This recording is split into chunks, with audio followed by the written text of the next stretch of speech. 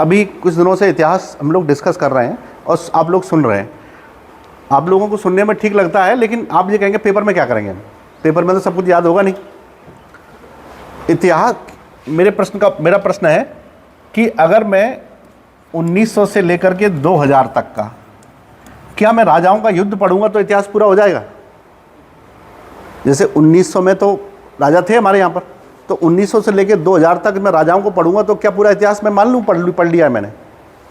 इसका मतलब क्या है कि इतिहास केवल राजाओं का युद्ध ही नहीं होता है, उस कालखंड में घटी हुई सारी घटनाएं होती हैं, चाहे वो युद्ध की हो या समाज की हो या धर्म की हो या किसी भी फील्ड की हो। तो एक पर्टिकुलर टाइम स्पैन में जो कुछ भी घटित होता है वह हमारा इतिहास होता है। तो हम उस इतिहास में किन किन चीज़ों को लेकर के है वही हम जानने की कोशिश करते हैं। ठीक है, अभी तक हम लोगों ने कल शायद औरंगजेब के बारे में कुछ पढ़ा था कि औरंगजेब ने क्या क्या किया। औरंगजेब यानी हम लोग, औरंगजेब की डेथ 1707 में होती है, हम लोग 18वीं सेंचुरी के बिगिनिंग में पहुंच गए हैं, 18वीं शताब्दी की शुरुआत हो गई है, लेकिन वहां तक आपको याद बहुत सारी चीज़ें नहीं होंगी, है ना। इसीलिए हम इतिहास के कुछ दूसरे सेगमेंट को भी साथ साथ लेके चलेंगे मॉडर्न तक। फिर दूसरा सेगमेंट भी जब मॉडर्न तक पहुंच जाएंगे तो फिर हम मॉडर्न हिस्ट्री के बाद आगे चलना शुरू करेंगे, है ना। अभी तो इसमें बहुत सारी चीज़ें हैं जो मैंने केवल नाम लिए हैं, आपके साथ डिस्कस नहीं किए हैं बहुत डिटेल में। ठीक, जैसे एक प्रश्न है कि आप में से कितने लोग हैं जो कोई ना कोई कला में माहिर हैं, चाहे डांस करते हो या कुछ भी करते हो? कितने लोग हैं? गाना भी गा सकते हैं, डांस करते हैं, गाना गाते हैं। हाँ, उसमें ये बीड़ी पीना वगैरह शामिल नहीं है ना, मतलब ये कला में नहीं आता है। बाकी चीज़ें बताओ। कोई पेंटर हो सकता है? नहीं है कोई पेंटर। डांसर भी नहीं है कोई, सिंगर भी नहीं है कोई। कौन है सिंगर? सिंगर है, गाना गाना अच्छा लगता है। हाँ चलो ठीक है। और कोई कला? Sketching, very good. जैसे गोला फेंकना अच्छा लगता है।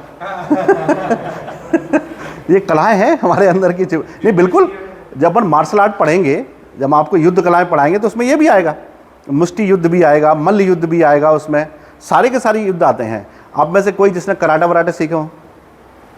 किसी ने नहीं सीखे? इस प्रकार का कोई इंटरेस्ट नहीं है आपका? चलिए कोई बात नहीं, मैं केवल ये बताने की कोशिश कर रहा हूँ कि हम लोग कला के क्षेत्र में कितने विकसित हुए हैं, केवल ये बताने की कोशिश कर रहा हूँ। और बहुत सुंदर चीज़ है कि हम लोगों में बहुत सारी कलाएं हैं, छुपी हुई हैं, हम लोग कभी उसको बाहर नहीं लाते हैं। आप जिस एरिया में सब लोग हैं, मुझे लग रहा है सब लोग मध्य भारत के ही हैं, इधर उधर के जिलों के होंगे लेकिन हैं सब एमपी के ही। मध्य भारत के क्षेत्रों में कला का बहुत ज़्यादा महत्व नहीं है। क्यों? क्योंकि कला को यहाँ संरक्षण ज़्यादा नहीं दिया गया और कला को बहुत ज़्यादा कैश भी नहीं करा पाए लोग। मुंबई में अगर आप डांसर होते तो मुंबई में आपकी इज्जत होती। अगर आप डांसर हैं और मध्य भारत में रहते हैं तो लोग कहेंगे है ये तो नाचने कूदने वाले हैं, तो उनको लोगों को इतनी इज्जत नहीं मिलती है।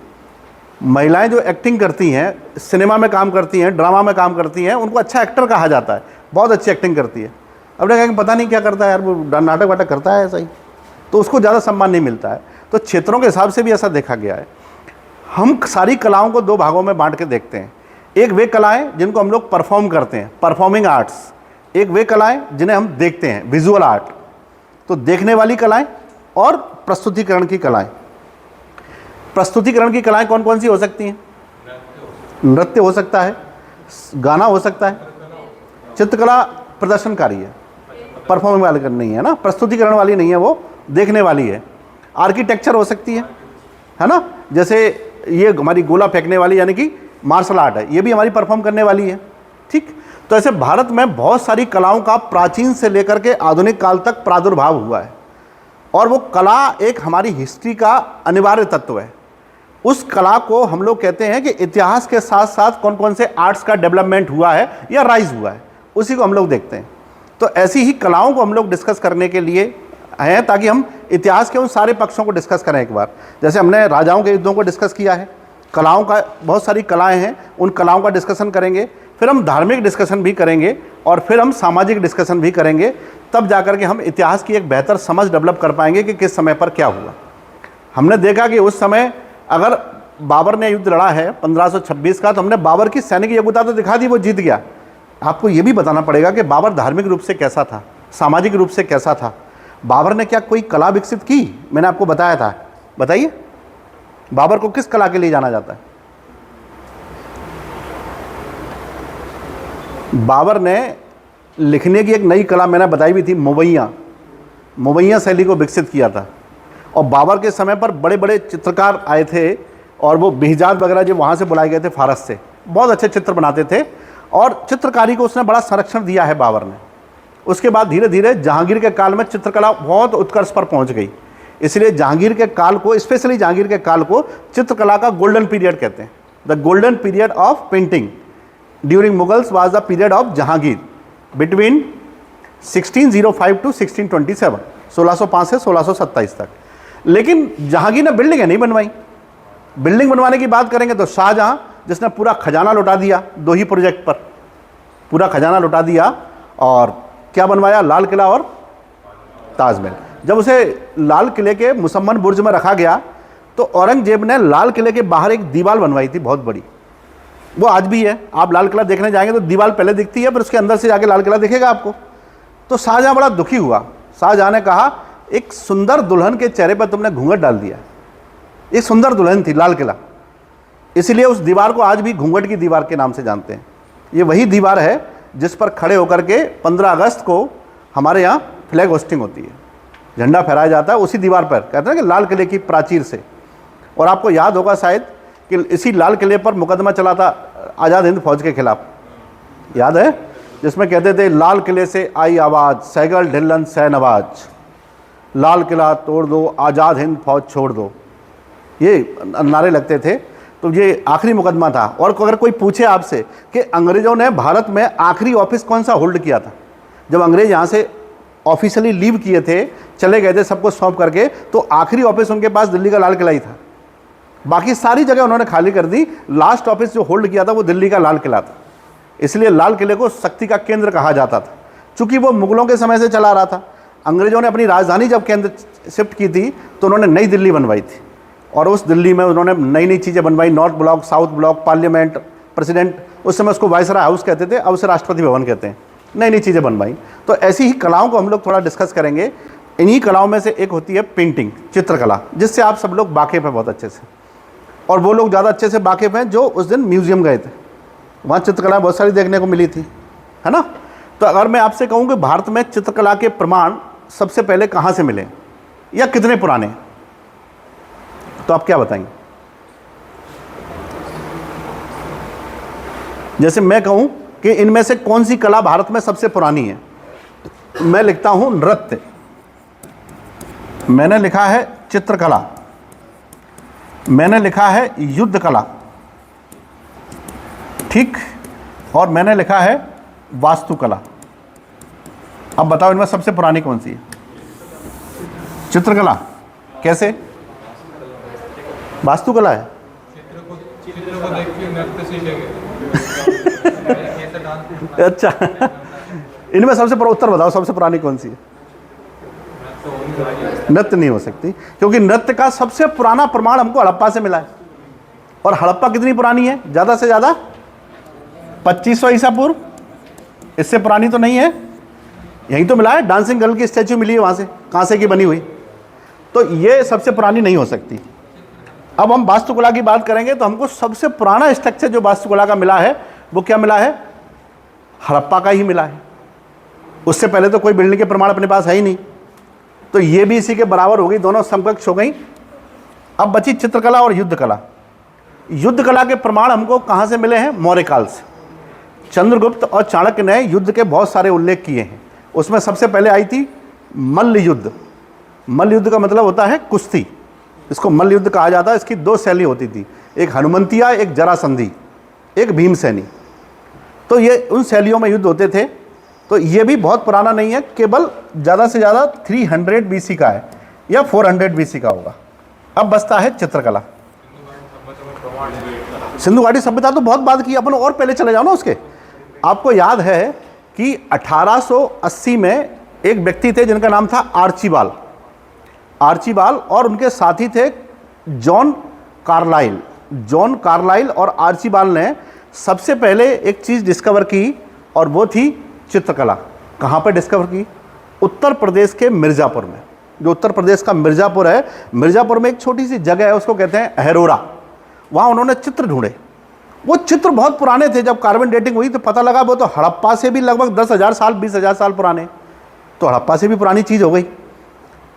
उसके बाद 1917 में एक बड़ी डिस्कवरी हुई। एक व्यक्ति थे पर्सी ब्राउन, उन्होंने एक बुक लिखी जिसका नाम था इंडियन पेंटिंग। 1917 में 1917 में बुक लिखी इंडियन पेंटिंग। उसमें लिखा कि इंडिया में पेंटिंग के प्रमाण बहुत पुराने हैं। 1953 में एक व्यक्ति थे G.R. हंटर ने एक बुक लिखी जिसका नाम था rock paintings of Mahadev hills. Mahadev यानी पचमढ़ी वाली, तो उन्होंने पचमढ़ी के क्षेत्र में बहुत सारी दीवारों पर चित्र मिले, रॉक पेंटिंग्स ऑफ महादेव हिल में। तो उनको लगा उसमें भी बहुत सारे चित्र मिले। तब तक कार्बन डेटिंग हो गई और 1958 में एक व्यक्ति विष्णु बाकड़कर, जिनको आप उस दिन देख के आए थे, विष्णु बाकड़कर ने सबसे पहले पचमढ़ी और भीमबेटका की खोज करी। भीमबेटका उन्होंने डिस्कवर किया जहां दीवार पर चित्र मिले हैं बहुत सारे। उन चित्रों को जब कार्बन डेटिंग की गई तो वो 1 लाख साल पुराने थे। 1 लाख साल पुराने चित्र मिले। उससे पुराना कोई चित्र हमारे पास था ही नहीं। हालांकि चित्र देखने में बहुत घटिया हैं, क्योंकि इतने पुराने में लोग कोई पेंटर तो रहे नहीं होंगे। जो औजार वो यूज़ करते थे, जो टूल्स यूज़ करते थे, उसी को खरोच खरोच के दीवारों पर, चट्टानों पर बनाते थे। चट्टान को अपन सेल भी कहते हैं, इसीलिए उनको सेल चित्र कहा जाता है। शेल चित्र मिले वहाँ से। और अगर हम कलर की बात करेंगे तो भीमबेटका में केवल 4 ही कलर यूज़ किए गए, एक लाल, एक सफ़ेद, एक हरा और एक पीला। इसके अलावा कोई कलर नहीं। वैसे तो लाल और सफ़ेद ही ज़्यादातर मिला है। हरा और पीला तो रेयरली कहीं कहीं मिला है उसमें, कुछ चट्टानों पर जिसके अवशेष हैं, बस दिखाई वो भी नहीं देता है स्पष्ट। लेकिन अगर कोई आपसे पूछे कि भीमबेटका के चित्रों में कौन कौन से चित्रों का यूज़, कलर का यूज़ किया गया है, रंगों का, तो वो 4 ही हैं। हालांकि सफ़ेद कोई रंग नहीं होता, लेकिन उसमें लिखा गया है सफ़ेद भी है, लाल भी है, हरा भी है और पीला भी है। ठीक, सबसे ज़्यादा किसका यूज़ हुआ है? लाल और सफ़ेद का यूज़ हुआ है। इससे पुराने चित्र कभी नहीं मिले हमको। अब हमने देखा जी किस प्रकार के चित्र हैं, सेल चित्र हैं, दीवारों पर बने हुए। क्या सारे चित्र सेल चित्र होते हैं? क्या सारे चित्र सेल चित्र होते हैं? नहीं। जैसे सारी चीज़ लिखी हुई ग्रंथ नहीं होती है, सारी चीज़ें लिखी हुई ग्रंथ नहीं हो सकती, ऐसे ही सारे चित्र सेल चित्र नहीं होते। एक व्यक्ति ने यह कहा कि चित्र कई भागों में बांटे जा सकते हैं, है ना। और आर्चीबाल्ड का ही वो कंट्रीब्यूशन था जिन्होंने कहा कि एक तो वे चित्र हैं जो हमको चट्टानों से मिलते हैं, उन्हें हम रॉक पेंटिंग्स या फिर सेल चित्र कह सकते हैं। तो पहला प्रकार तो यही हो गया कि सेल चित्र क्या होते हैं। ठीक। दूसरा प्रकार होता है जिसको कहते हैं लघु चित्र। लघु चित्र क्या होते हैं कि हमारे घरों में बहुत सारे उपयोग करने की चीज़ें होती हैं, छुरी, चाकू, तलवार, जो भी चीज़ें होती हैं, तो उसको सजाया जाता है चित्र बना करके। जैसे घर में चौकी बेलन भी होते हैं ना खाना बनाने के, उनके ऊपर भी छोटी छोटी डिजाइने होती हैं, जैसे मटके के ऊपर चित्र होते हैं, उनको हम लोग लघु चित्र कहते हैं। शॉर्ट पेंटिंग्स, वो शॉर्ट पेंटिंग्स होती हैं। कुछ होते हैं पटचित्र। पटचित्र का मतलब होता है ऐसे चित्र जिन्हें या तो चमड़े पर बनाया गया हो या फिर कपड़े पर बनाया गया हो। तो कपड़े और चमड़े पर पाए जाने वाले चित्रों को कहते हैं पटचित्र। इस तरह भारत में बहुत सारी पटचित्र कलाएँ फेमस हैं। कुछ ऐसे चित्र हैं जो घरों की दीवारों पर बनाए जाते हैं, चट्टानों पर नहीं, उनको अपन भित्ति चित्र भी कह लेते हैं, इन चट्टानों को भी भित्ति चित्र कह लेते हैं। और इस तरह से उनको चित्र फलक का नाम दिया गया है। और एक होते हैं सूक्ष्म चित्र, जैसे हम किताबों के कवर पे बनते हैं, तो चित्र कई प्रकार के होते हैं। इस तरह उसको चित्रों में बांट दिया गया है। हमारी जितनी भी कलाएं हैं वो एक जैसी नहीं होती हैं। कौन सा? नहीं, चलचित्र एक अलग चीज़ होगी, चित्र नहीं है वो चलता हुआ चित्र है। वो तो अभी आया ही नहीं, 1880 के बाद डेवलप हुआ धीरे धीरे करके। उसको हम लोग सिनेमा में पढ़ते हैं। किसने बनाया cinema? Indian cinema. Father of Indian cinema कौन है? हाँ बोलो। यस, दादा साहब फाल्के। पूरा नाम है दादा घुंडीराज फाल्के। उन्होंने सबसे पहले एक मूवी बनाई थी हरिश्चंद्र, राजा हरिश्चंद्र, और उसको 13 मई 1913 को मुंबई के कोरोनेशन थिएटर में दिखाया गया था सबसे पहले, है ना। वहाँ दिखाई गई मूवी थी। उस मूवी में कुछ नहीं था क्योंकि वो बोलती नहीं थी, चित्र ही चित्र थे उसमें। उस मूवी में उस समय हमारे सिनेमा में महिलाओं का रोल नहीं होता था, क्योंकि मैंने बताया ना कि समाज में इतने दायरे थे कि महिलाएं घर से बाहर काम नहीं करेंगी। अब चूंकि फिल्म में तो हीरोइन चाहिए ही चाहिए, तो वहाँ पर एक व्यक्ति था जिसका नाम था जीएस सालुके। वो एक घुंडीराज के यहाँ पर खाना बनाने का काम करता था। उसने रोल प्ले किया है दमयंती का, उसने रोल प्ले किया है महिलाओं का। तो हमारे सिनेमा के प्रारंभ पर महिलाओं का रोल पुरुष ही प्ले किया करते थे। आपने 2 एमपी में नृत्य पढ़े होंगे, एक राई बघेलखंडी, एक बुंदेलखंडी राई। एमपी में कल्चर हो गया तुम लोगों का? बघेलखंडी बुंदेलखंडी राई पढ़े तो होंगे ही ना। बुंदेलखंड में जो राई होती है उसको महिलाएं करती हैं, बघेलखंड में जो राई होती है उसको पुरुष करते हैं, लेकिन स्त्रियों के कपड़े पहन के करते हैं। आप एमपी में बघेलखंड वाले बेल्ट से लेकर के बिहार के भोजपुर तक जाएंगे ना, तो वहाँ पर राजपूत सोसाइटी ज़्यादा हैवी है, डोमिनेट करती है, इसलिए वहाँ पर महिलाओं को घर से बाहर निकलने की परमिशन नहीं होती है। वहाँ पर्दा प्रथाएं बहुत बड़ी बड़ी होती हैं। अब चूंकि नृत्य भी करवाना है तो वो उस शौक को पूरा करने के लिए लड़कों को लड़कियों के कपड़े पहना करके नृत्य कराते हैं। इस कारण से बिहार में फेमस एक लोक डांस, वो फोक डांस है जिसको लौंडा नाच कहते हैं, वो पूरा फेमस है भोजपुर का। और उसको करने वाले जो उसको जो सबसे ज़्यादा प्रमोट किया है वो भिखारी ठाकुर ने किया है। भिखारी ठाकुर को पद्मश्री मिला है, भिखारी ठाकुर को पद्मश्री मिला है उस डांस के लिए। और उस डांस को बहुत से लोग भी करते हैं, जैसे मनोज वाजपेयी भी उसको बहुत अच्छा करते हैं, पंकज त्रिपाठी बहुत अच्छा करते हैं उसको, क्योंकि ये उसी क्षेत्र से आते हैं। अब जैसे अपने एक इसके बारे में समझा, चित्रकला कई प्रकार की है। नृत्य कितने प्रकार का हो सकता है बेसिक बताऊंगा, बिल्कुल छोटा सा, ज़्यादा डिटेल नहीं करूंगा। मैं आपको इसके प्रकार लिख दूं, एक होता है नृत्य, एक होता है नृत्य और एक होता है नाट्य। बताओ फटाफट से, लड़कियां बताएंगी पहले, बताओ। नृत्य, नृत्य और नाट्य। नृत्य मतलब डांस, नाट्य मतलब इसको तो अपन डांस कहेंगे, बिल्कुल सही है। और ये होता है अर्ली जेस्चर डांस यानी नृत्य, और ये होगा एक्ट प्ले, ठीक है ना? नहीं समझ में आया अंतर? क्या बताओ?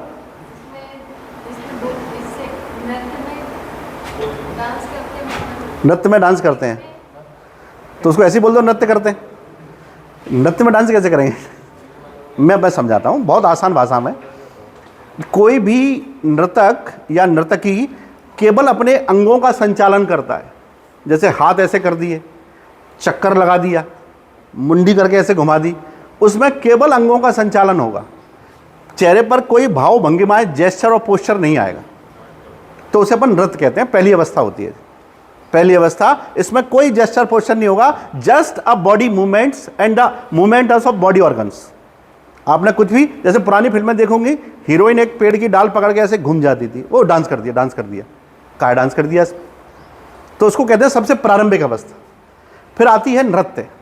नृत्य वो अवस्था है जिसका सबसे पहले लिखित उल्लेख भरत मुनि की किताब में मिलता है, जिसका नाम है नाट्यशास्त्र, ठीक। उसमें ये मिलता है कि नृत्य का मतलब होता है कि आपके चेहरे पर जेस्चर और पोस्चर आना चाहिए, जिसे नृत्य की भाषा में मुद्रा कहते हैं, जिसे नृत्य की भाषा में मुद्रा कहते हैं।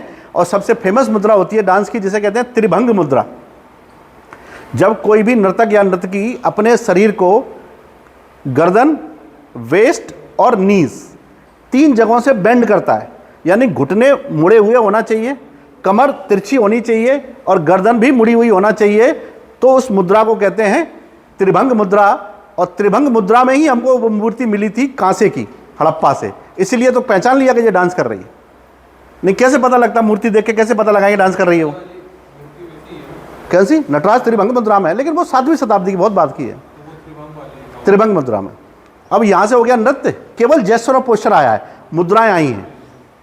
अब नाट्य में जाएंगे तो उसमें एक कहानी जुड़ जाती है। बस आप नृत्य के माध्यम से एक कहानी को टेल करेंगे, स्टोरी टेल करेंगे, नरेट करेंगे, तो उसको कह देते हैं नाट्य।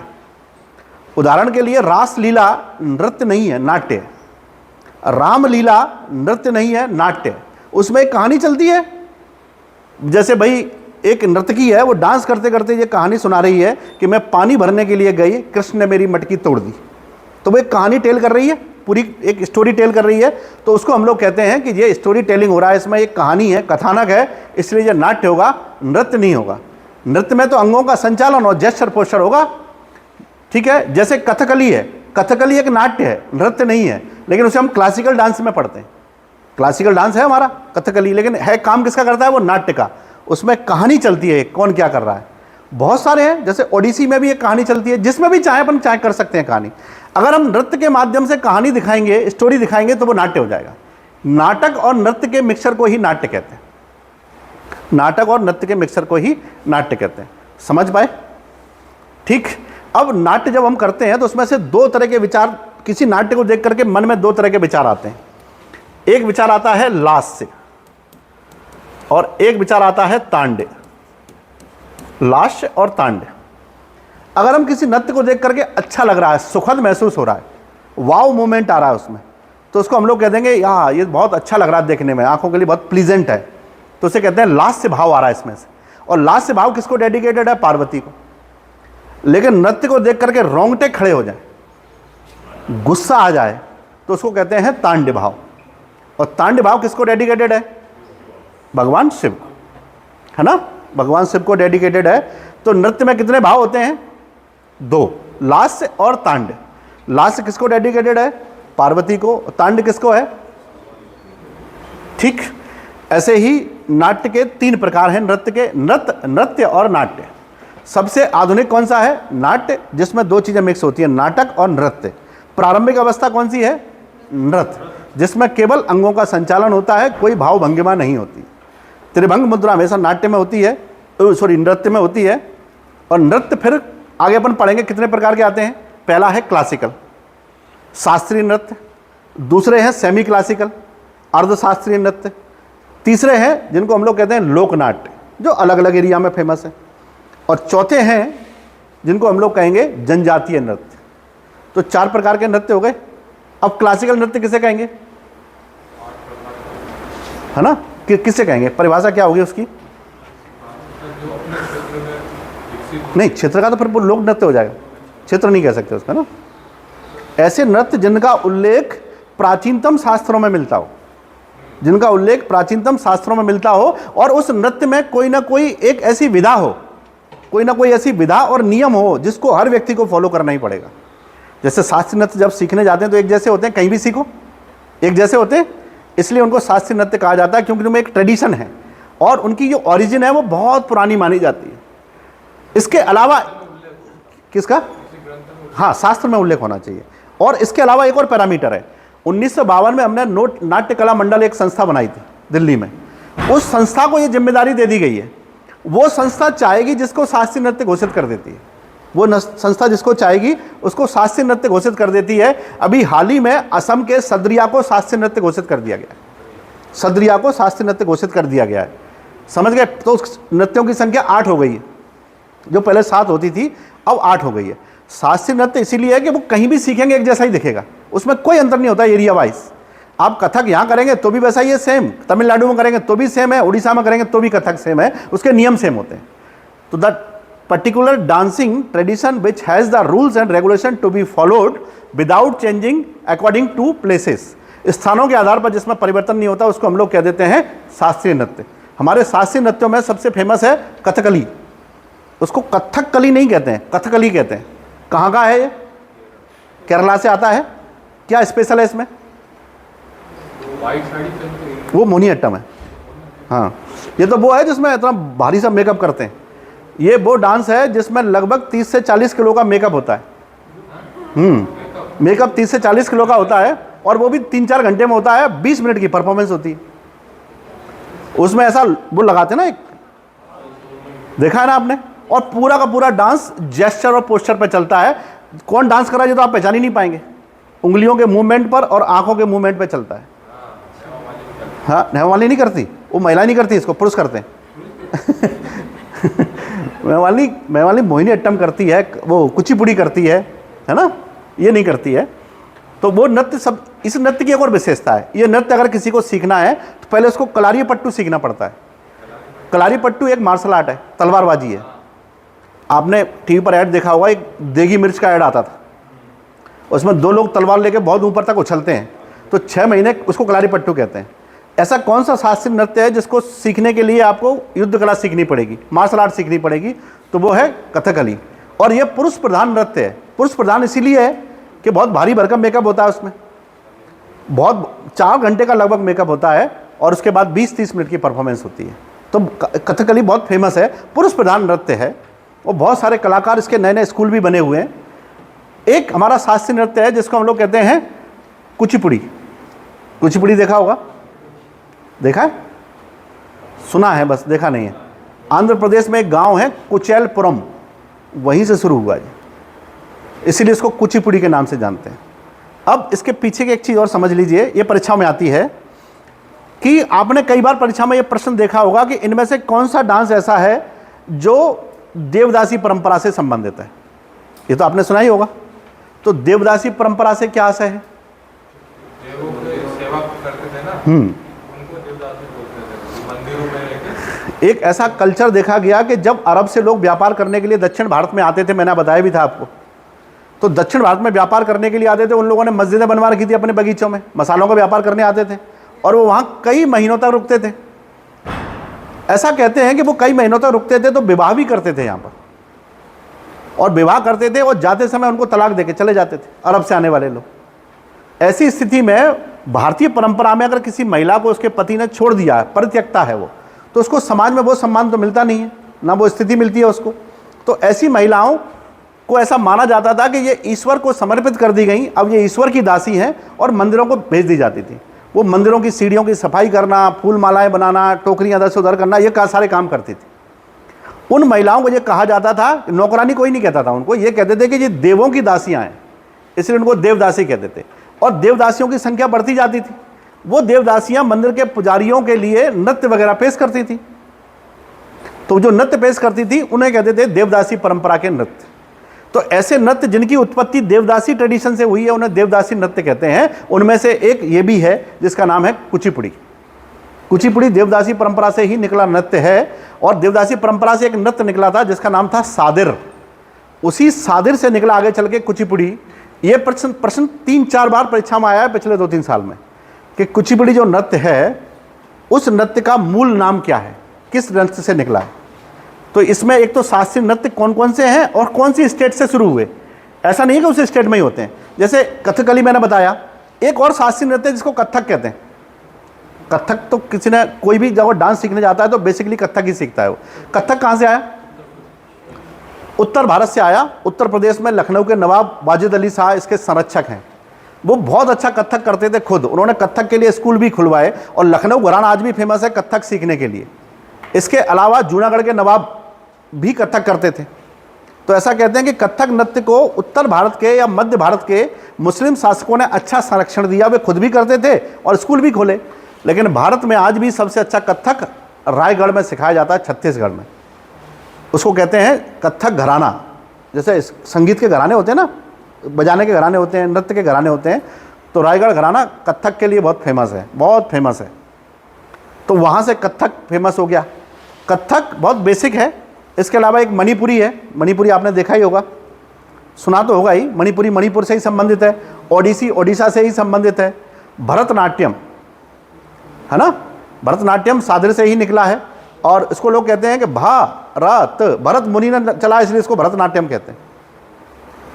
नहीं, ऐसा नहीं है कि भरत मुनि ने चलाया पढ़ाया इसलिए इसको भरतनाट्यम कहते हैं। इसमें तीनों चीज़ें होती हैं, भाव, राग और ताल, इसलिए इसको भरतनाट्यम के नाम से जानते हैं।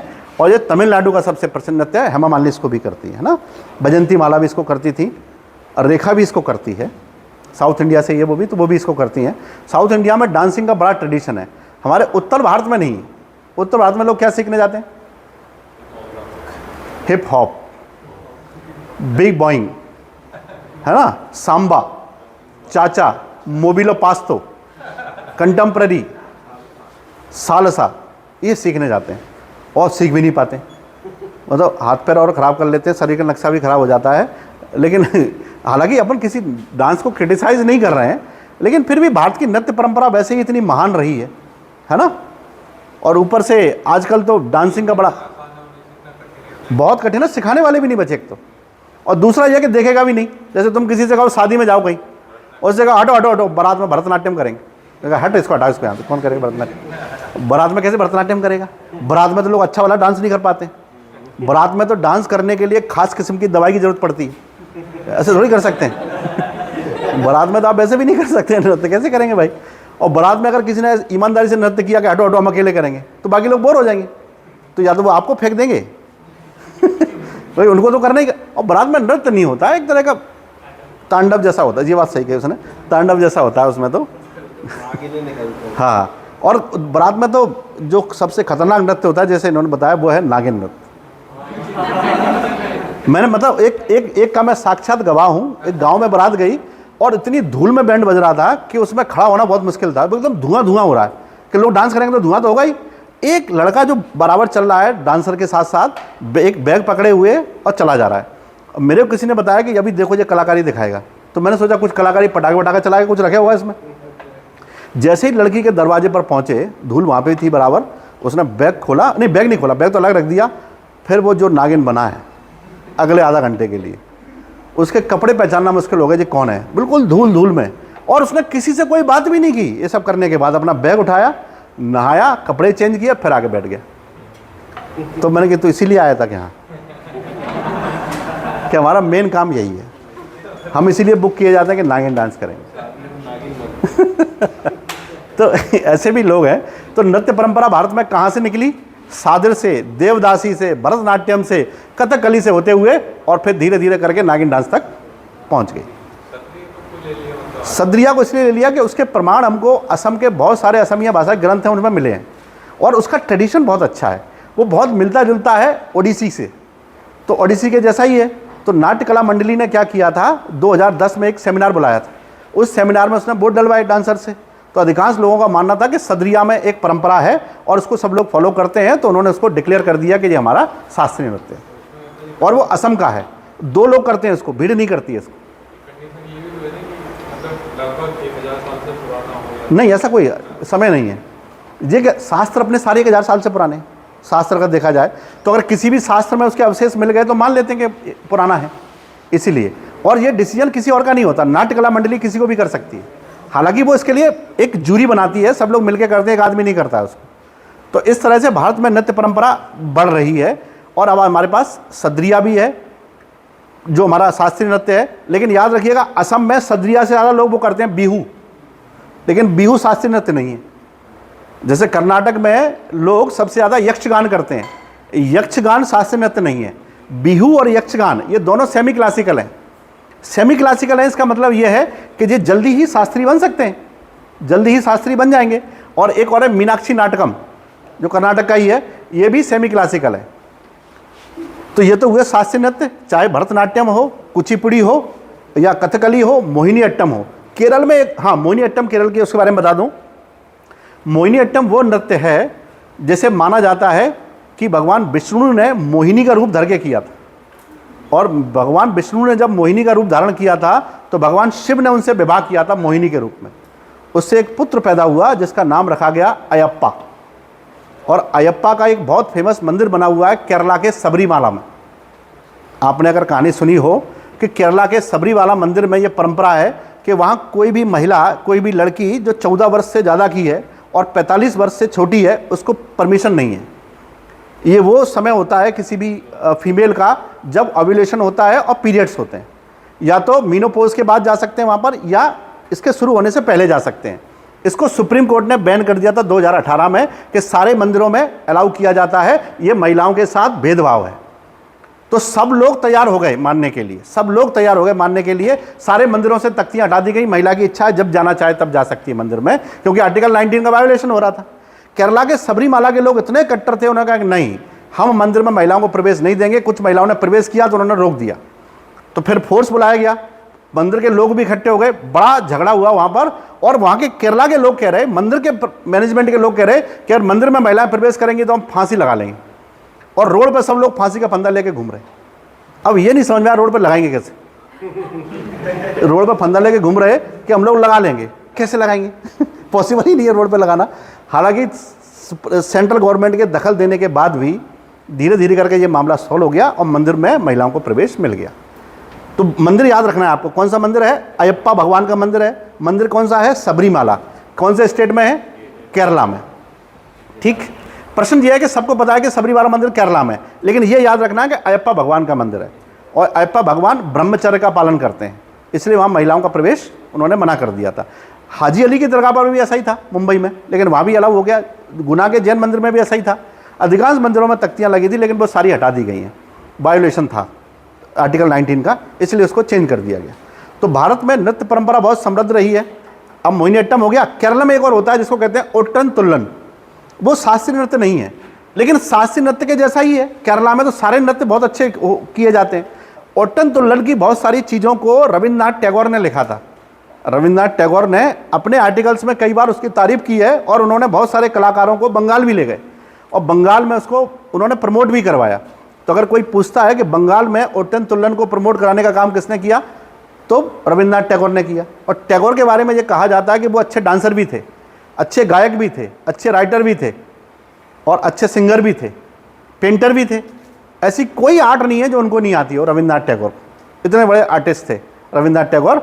अब ओटन तुल्लन कथकली जैसा ही है, लेकिन कथकली में तो बड़ा मेकअप होता है, इसमें छोटा सा मेकअप होता है, इसलिए इसको गरीबों की कथकली कहते हैं। इसलिए कहते हैं कि ये कथकली तो है लेकिन गरीबों की कथकली है। जैसे हम लोग एप्पल खाएं या पियर्स खाएं, पियर्स जानते हैं नाशपाती, और एप्पल यानी कि सेव। तो सेव बहुत महंगा होता है, नाशपाती बहुत सस्ता होता है। दोनों एक ही फैमिली के हैं, एक ही कुल के हैं, ठीक, इसलिए उस नाशपाती को कहते हैं गरीबों का सेव। क्या सेव नहीं खा पाएंगे तो उसको खाएंगे। हालांकि किसी भी फल की अपनी अपनी वैरायटी होती है। ये आपको याद होगा, एप्पल और पियर्स ये दोनों ही फॉल्स फ्रूट में आते हैं। फॉल्स फ्रूट जानते हैं? गलत। हाँ, गलत मतलब झूठे फल। ऐसे फल, हाँ, जिसमें हम फल नहीं खाते हैं, थैलेमस को खा लेते हैं। इसमें फल नहीं खाते हैं, उसके थैलेमस को खा लेते हैं।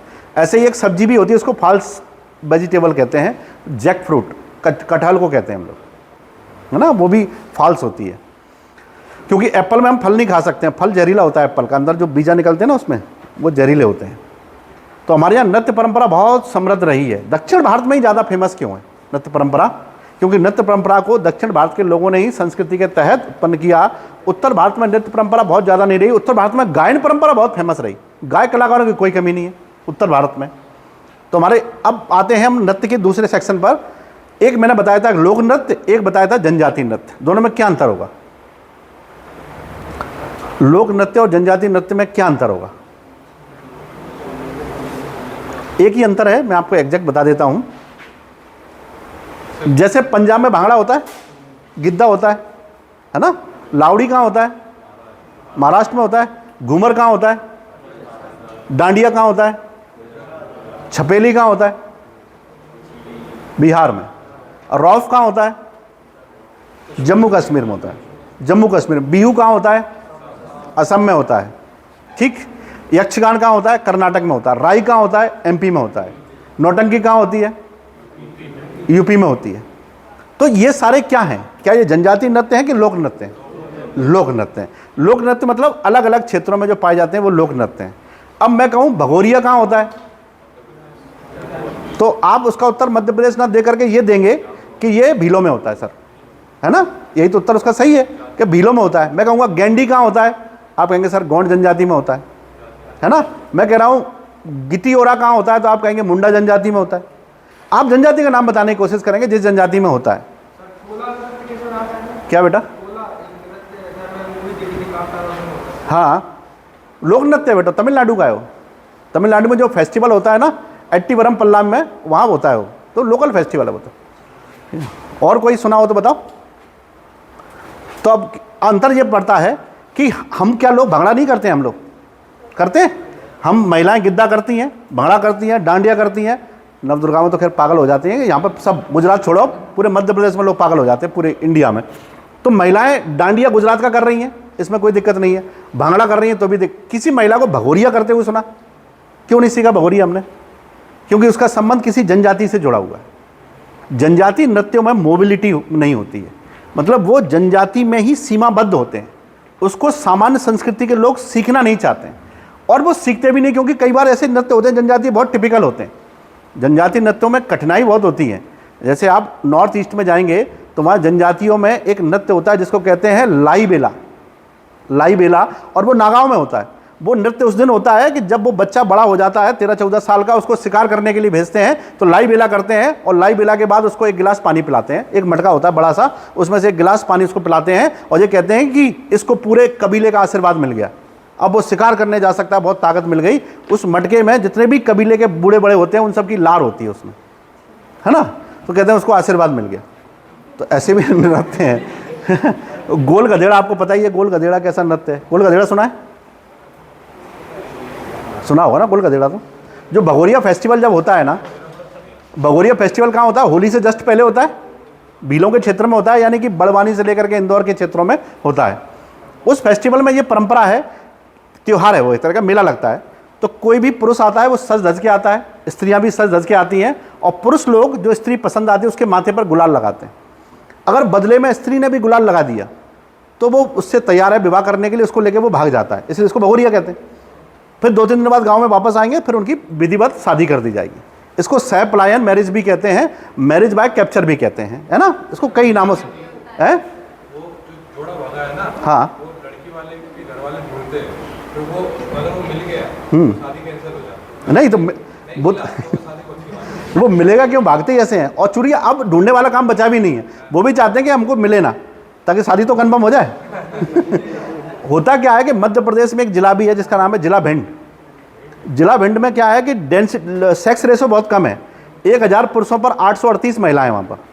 तो वहाँ पुरुष बेचारे बहुत कुंवारे रहते हैं, तो उनके लिए एक ही रास्ता था कि भगोरिया में चले जाते। तो भगोरिया में आते हैं इतना सारा गुलाल लेके, तो वो लगाते हैं कम से कम 10-20 के, एक हाथ तो वापस लगाएगी, और जिसने भी वापस लगाया उसको लेके गायब। उसको तो कोई नहीं ढूंढ रहा, क्योंकि उसको तो वापस ही नहीं आना है। हाँ, वो तो सीधे अपने गांव भाई विवाह करके लाएं, कहाँ से लाएं, बाहर से करके लाएं। हालांकि अब ऐसा नहीं है, अब सरकार ने पुलिस लगा दी है वहाँ, आप भीड़ होंगे तभी अंदर जा सकते हैं मेले के अंदर। पहले मन चले लोग बहुत घुस जाते थे उस अंदर। उस मेले के अंदर एक परंपरा होती है, गोल घेरा बनाते हैं 15 फीट का, और उसके अंदर एक बांस लगाते हैं, बड़ा सा खजूर का पेड़ लगाता है, उसके ऊपर गुड़ और चना रख देते हैं।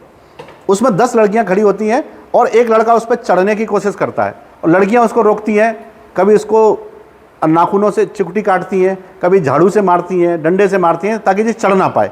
फिर भी अगर वो चढ़ के अपनी योग्यता सिद्ध कर देता है, गुड़ और चना ले लेता है, तो ये माना जाता है कि उसने परीक्षा पास कर ली। इसको परीक्षा विवाह कहते हैं, इसको परीक्षा मैरिज बाय ट्रायल कहते हैं जनजातियों में। फिर वो नीचे उतरेगा, उस घेरे में से किसी भी एक से, ये याद रहे ना, 10 हैं तो किसी भी एक से विवाह कर सकता है जो उसको पसंद हो। क्लियर?